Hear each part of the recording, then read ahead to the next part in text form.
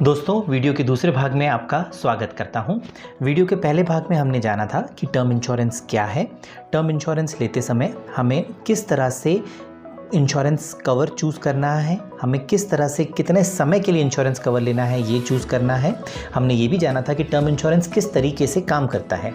इस दूसरे भाग में हम लोग ये जानेंगे कि टर्म इंश्योरेंस लेते समय हमें सही इंश्योरर किस तरीके से चूज़ करना है, हमें किस तरह से MWP एक्ट के अंतर्गत टर्म इंश्योरेंस लेने से फ़ायदा होगा, क्या फ़ायदा होगा, ये सब कुछ हम जानेंगे इस वीडियो के दूसरे भाग में।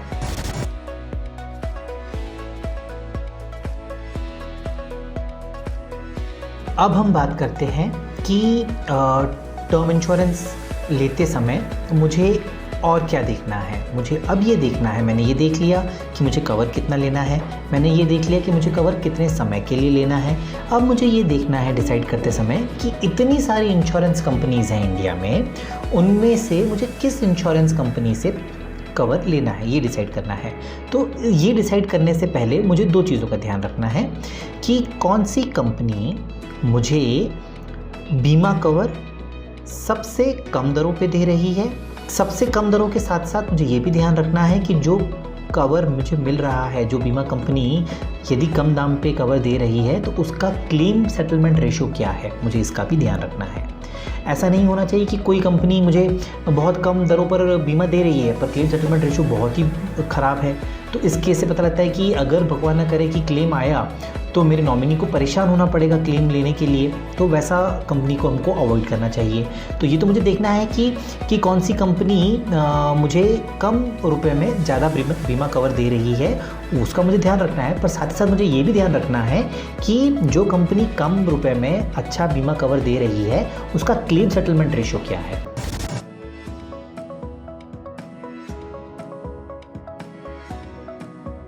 तो हम लोगों ने ये भी देख लिया कि क्लेम सेटलमेंट रेशो का ध्यान रखते हुए कौन सी कंपनी कम दरों पे मुझे ज़्यादा कवर दे रही है, मुझे उस कंपनी का से इंश्योरेंस पॉलिसी में ले सकता हूँ। ओके, क्लेम सेटलमेंट को ज़रूर ध्यान रखना है। अब मुझे ये देखना है कि इन सब के अलावा मुझे कंपनी क्या राइडर्स दे रही है। राइडर से मेरा मतलब है कौन सी कंपनी मुझे क्या एक्स्ट्रा एड ऑन कर रही है। ये तो मेरा केक तैयार हो गया टर्म इंश्योरेंस का।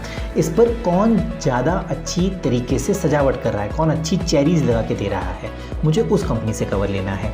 इसका मतलब अब मैं आपको समझाता हूँ।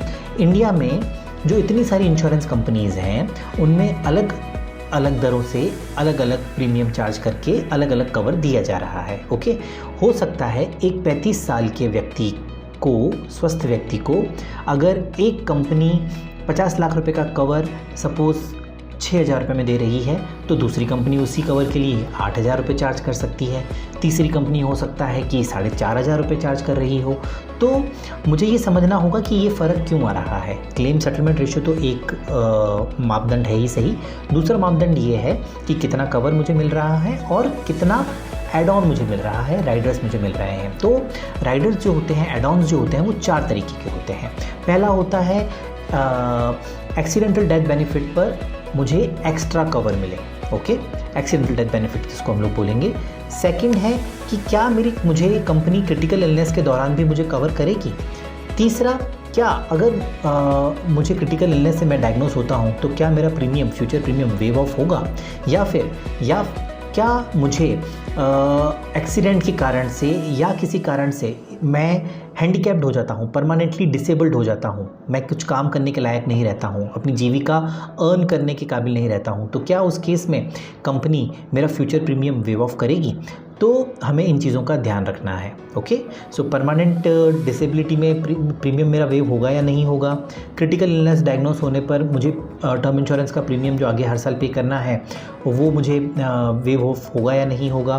क्रिटिकल इलनेस को कंपनी कवर कर रही है या नहीं कर रही है, मतलब क्रिटिकल इलनेस से अगर मुझे डायग्नोस किया जाता है तो कवर मुझे तुरंत मिल जाए, इस चीज़ की सुविधा है टर्म इंश्योरेंस पॉलिसी में या नहीं है, मुझे ये देखना है।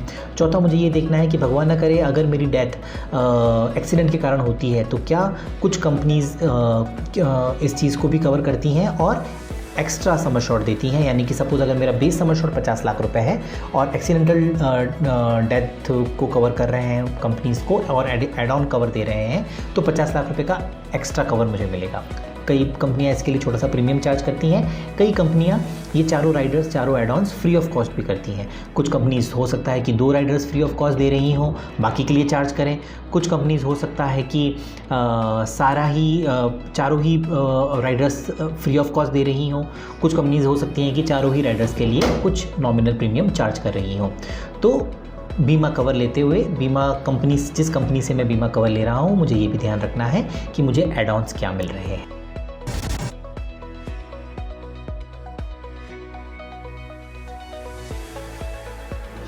अब हम बात करते हैं कि बीमा लेते समय हम लोगों ने अभी तक ये समझ लिया कि बीमा टर्म इंश्योरेंस क्या है, टर्म इंश्योरेंस किस तरीके से काम करता है।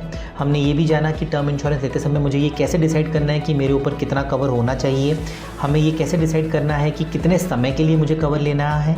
हमने ये भी डिसाइड किया कि टर्म इंश्योरेंस के लिए अप्लाई करते समय मुझे किस कंपनी से टर्म इंश्योरेंस लेना है, वो भी हम लोग किस तरह से डिसाइड करेंगे, based on claim settlement ratio, based on कि मुझे कौन सी कंपनी ज़्यादा कवर दे रही है कम प्रीमियम पर। तीसरा मापदंड कि मुझे कौन सी कंपनी एड ऑन दे रही है, राइडर दे रही है, कितने राइडर दे रही है, कौन से फ्री ऑफ कॉस्ट दे रही है, किन राइडर्स के लिए चार्ज कर रही है तो कितना चार्ज कर रही है। सो इनका हम लोग को सब बातों को समझने के बाद में मुझे टर्म लाइफ इंश्योरेंस के लिए अप्लाई करना है।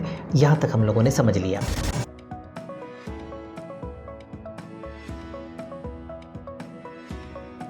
अब हम लोग समझते हैं कि मुझे बीमा पॉलिसी लेते समय किन किन गलतियों से बचना चाहिए। ओके, कई लोग ये सोचते हैं कि बीमा, अभी तो मेरी बहुत उम्र छोटी है तो मुझे बीमा कवर अभी कहाँ ज़रूरत है, मैं बीमा कवर बाद में ले लूँगा। नहीं, बीमा कवर आप अपनी जितनी कम आयु से शुरू करेंगे उतना ज़्यादा बेनिफिट है। आप जब कमाना शुरू करते हैं, आप जब घर के लिए ब्रेड अर्नर बन जाते हैं, उसके बाद में तुरंत आपको टर्म इंश्योरेंस के लिए अप्लाई करना चाहिए, आपको वेट नहीं करना चाहिए। दूसरी गलती जो प्राय देखी गई है टर्म इंश्योरेंस लेते समय, इंडियन माइंडसेट ये होता है कि जो कंपनी सबसे कम प्रीमियम पर सबसे ज़्यादा कवर दे रही है, हम उसे जो चीपेस्ट कवर दे रही है उससे हम लोग टर्म इंश्योरेंस करा देते हैं। नहीं, हमें इस चीज़ का ध्यान तो रखना है कि कौन सी कंपनी कम प्रीमियम पर ज़्यादा कवर दे रही है, पर साथ ही साथ मैंने जैसे आपको पहले भी बताया, हमें ये भी ध्यान रखना है कि उस कंपनी का क्लेम सेटलमेंट रेशो क्या है। कहीं क्लेम सेटलमेंट रेशो बहुत कम है और वो प्रीमियम कम चार्ज कर रही है, तो भी मुझे उस कंपनी से बीमा कवर अवॉइड करना चाहिए। ओके, तो चीपेस्ट नहीं लेकर के मुझे ये देखना है कि हाँ, प्रीमियम तो कम हो, कवर भी ज़्यादा मिले, बट क्लेम सेटलमेंट रेशो भी अच्छा होना चाहिए, यानी कि 95% के अबाव तो क्लेम सेटलमेंट रेशो होना ही चाहिए। तीसरा, मुझे इस चीज़ का ध्यान रखना है कि मुझे अपनी पॉलिसी को लैप्स नहीं होने देना है। मैंने टर्म इंश्योरेंस ले ली तो मुझे ये ध्यान रखना है कि मुझे हर साल समय पर प्रीमियम पे करना है। ओके, और प्रीमियम पॉलिसी को लैप्स नहीं होने देना है।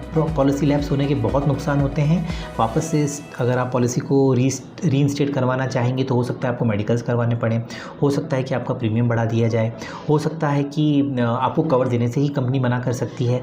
सो बहुत से रिपरकशंस हो सकते हैं। तो इट इज़ ऑलवेज एडवाइजेबल कि अपने बीमा पॉलिसी का प्रीमियम समय से भरें और लैप्स पॉलिसी को ना होने दें। 2 बातों का मैं और जिक्र करना चाहूँगा जिनका हमें सावधानी बरतनी चाहिए। पहला 3 बातें मैं बता चुका हूँ। चौथा पॉइंट ये है कि आपको कवर, टर्म इंश्योरेंस का कवर अपने घर के कमाऊ पूत पे लेना है। घर के सभी मेंबर्स पर टर्म इंश्योरेंस लेने की कोई आवश्यकता नहीं है। खास करके हमें लगता है कि मैं अपनी हाउसवाइफ पर, जो मेरी हाउसवाइफ हैं, जो कि ब्रेड अर्नर नहीं है, उनके ऊपर भी कई फैमिलीज इंश्योरेंस कवर ले लेती हैं, टर्म इंश्योरेंस कवर ले लेती हैं। नहीं, कोई ज़रूरत ही नहीं है। टर्म इंश्योरेंस केवल और केवल उसके लिए आवश्यक है जो कि घर का कमाऊ पूत है, जो कि घर का ब्रेड अर्नर है। ओके, मैं घर का ब्रेड अर्नर हूँ, कल को मेरे ना रहने से मेरी फैमिली को फाइनेंशियल दिक्कत आ सकती है। ओके, बट मेरी वाइफ, जिसके साथ मेरा इमोशनल कनेक्ट बहुत अच्छा है, जिसके ना रहने से मुझे इमोशनल लॉस बहुत हो सकता है, पर क्या उसके ऊपर टर्म इंश्योरेंस लेना वाजिब है? नहीं, कतई नहीं, क्योंकि मेरी वाइफ के ना रहने से मुझे इमोशनल लॉस हो सकता है, बट फाइनेंशियल लॉस कुछ भी नहीं है। ओके, सो टर्म इंश्योरेंस केवल उसके घर के उस मेंबर पे लें जो कि घर का कमाऊ पूत है, जो कि घर का ब्रेड अर्नर है। Last but not the least, term insurance लेते समय इस बात का ध्यान रखिए कि आप टर्म इंश्योरेंस के फॉर्म में अपनी जानकारी पूरी तरीके से, पूरी ईमानदारी से सही डिक्लेयर करें। आपकी सही इनकम डिक्लेयर कीजिए। अगर कोई मेडिकल हिस्ट्री है तो उसके बारे में छुपाएं नहीं, उसके बारे में पूरा अच्छे से डिक्लेयर करें। आपने अगर इस पॉलिसी लेने से, टर्म इंश्योरेंस पॉलिसी लेने से पहले किसी और संस्था से कोई और किसी भी प्रकार का इंश्योरेंस कवर ले रखा है तो उसके बारे में भी अपनी टर्म इंश्योरेंस पॉलिसी में डिक्लेयर करें। तो ये बहुत इंपॉर्टेंट बातें हैं, इन चीज़ों का हमें ध्यान रखना चाहिए। और फॉर्म खुद भरें, एजेंट के भरोसे ना रहें। हर क्वेश्चन फॉर्म का पढ़ें, समझें और उसका सही जानकारी दें। कोई भी जानकारी कंपनी से छुपाएं नहीं।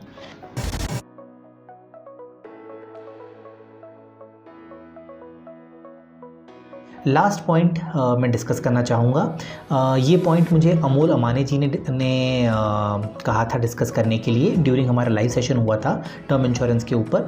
तब अमोल अमाने जी ने सुझाव दिया था कि मुझे ये पॉइंट भी कवर करना चाहिए। सो ये लास्ट पॉइंट है जिसको मैं कवर करना चाहूँगा। टर्म इंश्योरेंस लेते समय मुझे ये सुनिश्चित करना चाहिए और ये अच्छा होगा कि अगर मैं term insurance married women's property act के अंतर्गत लूँ। मैरिड वुमेन्स प्रॉपर्टी एक्ट के सेक्शन 6 में अगर हम लोग इंश्योरेंस पॉलिसी लेते हैं तो उससे ये सुनिश्चित होता है कि जो इंश्योरेंस कवर मैंने अपनी फैमिली के लिए, अपने बच्चों के लिए, अपनी वाइफ के लिए लिया है वो मेरे ना रहने के बाद में उन्हीं को मिले। यानी कि अगर MWP एक्ट में अगर आप पॉलिसी नहीं लेते हैं, अगर आप टर्म इंश्योरेंस नॉर्मली लेते हैं तो चाहे आपने अपने बीवी को या अपने वाइफ को, अपने बच्चों को आपने नॉमिनी बनाया हो, पर ये ज़रूरी नहीं है कि पैसा उन्हीं के काम के लिए उपयोग में लिया जाएगा। आपके ना रहने पर जो कवर मिलेगा 50 लाख रुपए, 60 लाख रुपए जो कवर मिलेगा वो ये सुनिश्चित नहीं है कि केवल नॉमिनी अपने यूज़ के लिए उसको यूज़ कर सके। उसके ऊपर में कई लोग क्लेम कर सकते हैं, आपके लीगल हायर्स क्लेम कर सकते हैं, आपके क्रेडिटर्स भी क्लेम कर सकते हैं। बट आप इस प्रॉब्लम से बच सकते हैं अगर आप अपनी policy married women's property act के अंतर्गत टर्म इंश्योरेंस पॉलिसी लेते हैं। और इसके लिए कुछ ज़्यादा नहीं करना होता है। फॉर्म लेते समय फॉर्म भरते समय, टर्म इंश्योरेंस का फॉर्म भरते समय आप ये ध्यान रखिए कि आपसे ये क्वेश्चन पूछा जा रहा है कि, या जहाँ पर ये क्वेश्चन हो वहाँ पे आप टिक कीजिए कि क्वेश्चन ये पूछा जाए क्या ये पॉलिसी आप मैरिड वुमेन प्रॉपर्टी एक्ट के अंतर्गत लेना चाहते हैं। वहाँ पर आप हाँ क्लिक कर दीजिए और नॉमिनीज में आप अपने बच्चे को नॉमिनी बना सकते हैं, अपनी वाइफ को नॉमिनी बना सकते हैं, अपने वाइफ और बच्चे दोनों को नॉमिनी बना सकते हैं। आप ये भी डिक्लेयर कर सकते हैं कि किसको कितना शेयर मिलेगा इंश्योरेंस कवर का, ये सब कुछ आप डिक्लेयर कर सकते हैं। और ये सुनिश्चित करेगा कि भगवान ना करे आपको कुछ अगर होता है, आपके परिवार को कवर लेने की ज़रूरत पड़ती है, तो वो जो कवर का पैसा आएगा उस पर सिर्फ़ और सिर्फ आपके वाइफ और आपके बच्चों का अधिकार होगा, उस पर आपके लीगल हायर्स का कोई अधिकार नहीं होगा और आपके लेनदार क्रेडिटर्स का कोई अधिकार नहीं होगा। और बनिस्बत अगर आप नॉर्मल पॉलिसी लेते हैं टर्म इंश्योरेंस, तो उस केस में नॉमिनी अगर आप अपनी वाइफ को बनाते हैं, नॉमिनी या बच्चे को बनाते हैं, तो वो केवल ये इंश्योर करता है कि इंश्योरेंस कंपनी उनके हाथ में पैसा देगा।